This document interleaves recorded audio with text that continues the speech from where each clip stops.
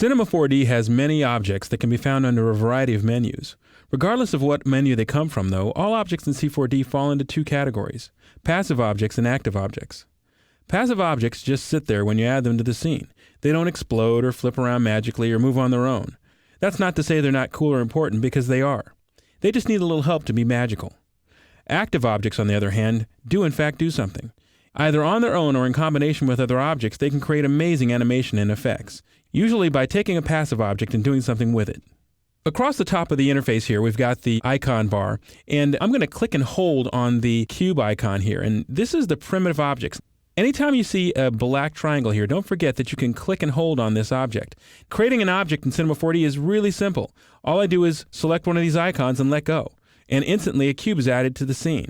Now, the cube is a primitive object, but a primitive object falls in the category of passive objects. I've just added this cube to the scene, and it doesn't do anything except sit there being a cube.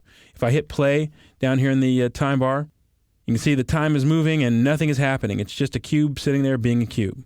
I'm going to stop playback and rewind back to 0 by clicking on the rewind button.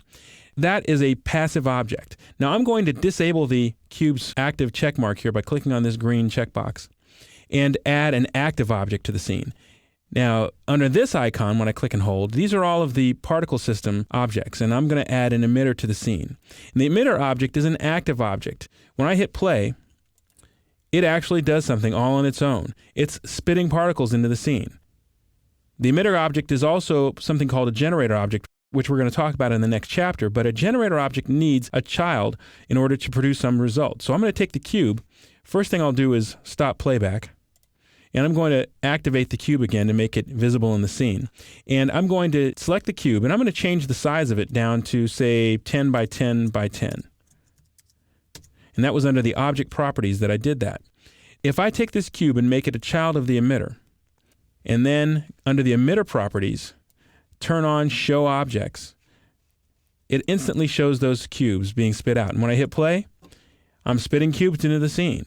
And that's the power of the active objects. Active objects will take a passive object, or sometimes other active objects as well, and actually generate something with them.